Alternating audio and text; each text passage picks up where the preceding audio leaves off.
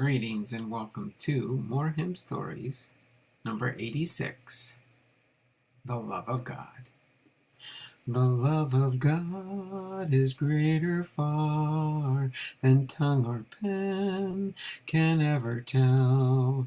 It goes beyond the highest star and reaches to the lowest hell. The guilty pair bowed down with care. God gave his Son to win his erring child. He reconciled and pardoned from his sin. O love of God, how rich and pure, how measureless and strong, it shall forevermore endure, the saints and angels' song. When years of time shall pass away, and earthly thrones and kingdoms fall, when men who hear refuse to pray, on rocks and hills and mountains call, God's love so sure shall still endure, all measureless and strong, redeeming grace to Adam's race, the saints and angels' song. O love of God, how rich and pure, how measureless and strong, it shall forevermore endure, the saints and angels' song.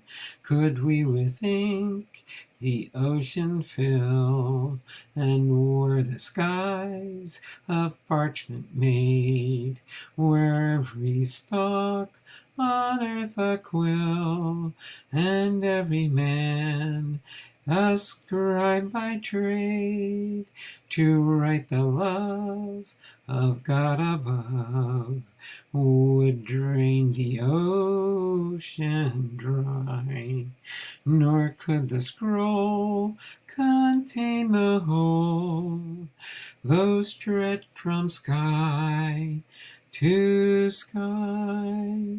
O love of God, how rich and pure, how measureless and strong, he shall forevermore endure, the saints and angels' song. That was the first time I ever heard that song. It has a nice tune to it. The Love of God. The author and composer was Frederick M. Lehman from 1868 to 1953. Our scripture reading for this hymn is from the book of Jeremiah, chapter 31, verse 3, which reads, Yea, I have loved thee with an everlasting love. Therefore with loving kindness have I drawn thee. This beloved gospel song has its roots in a Jewish poem written in Germany in the 11th century. Frederick M. Lehman, the 20th century author and composer, wrote a pamphlet in 1948 entitled History of the Song, The Love of God. Portions of Mr. Lehman's account are as follows. While at camp meeting in a Midwestern state some 50 years ago in our early ministry, an evangelist climaxed his message by quoting the last stanza of this song. Profound depths of lines moved us to preserve the words for future generations. Not until we had come to California did this urge find fulfillment, and that at a time when circumstances forced us to hard manual labor. One day, during short intervals of inattention to our work, we picked up a scrap of paper and seated upon an empty lemon box, pushed against the wall with a stub pencil, added the first two stanzas and chorus of the song. Since the line's third stanza from the Jewish poem had been found penciled on the wall of a patient's room in an insane asylum, after he had been carried to his grave, the general opinion was that this inmate had written the epic in moments of sanity. The key stanza, third verse, under question as to its authorship, was written nearly 1,000 years ago by a Jewish songwriter and put on the score page by F.M. Lehman, a gentle songwriter, in 1917. The Jewish poem, hymnal, in the Aramaic language, has 90 couplets. The poem itself is in the form of an acrostic, with the author's name woven into the concluding verses. It was composed in the year 1096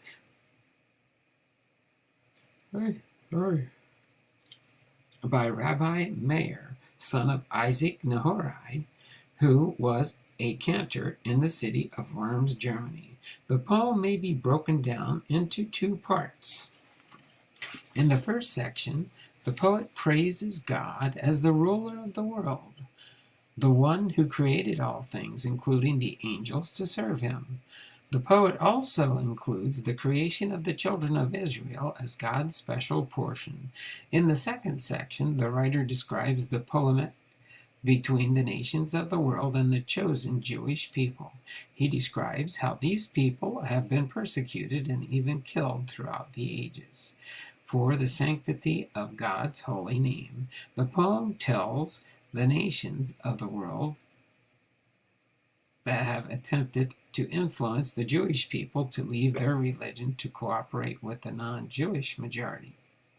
This the Jews have refused to do, however, believing with an absolute conviction that through this world may be one of the hatred and destruction. The world to come will vindicate them, and then all nations of the world will know that God has chosen Israel for his eternal glory. The hymnal poem also speaks of a certain miracle which happened, about which the poet commented. There are three opinions as to the contents of this miracle. The first opinion is that the miracle was the giving of the Ten Commandments on Sinai. Incidentally, it is for this reason that the poem is still read on the first day of the Feast of Shavuot, Fall Harvest Festival of the Weeks, begun 7 weeks after Passover, before the reading of the Ten Commandments. The second opinion simply states that we really cannot know with certainty from the references what the actual miracle was.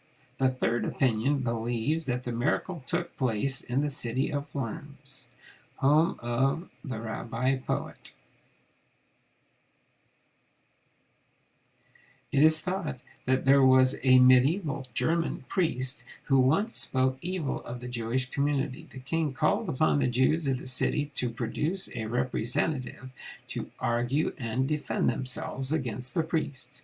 If the Jewish spokesman was successful, then the Jewish community would be spared mass genocide. But if the anti-Jewish priest proved successful, then all of the Jewish community of Worms would be put to death. The story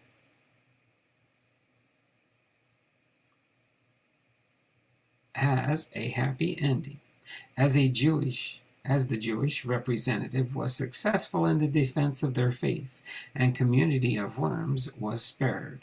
Throughout the poem, the theme of God's eternal love concern was his people for his people is evident.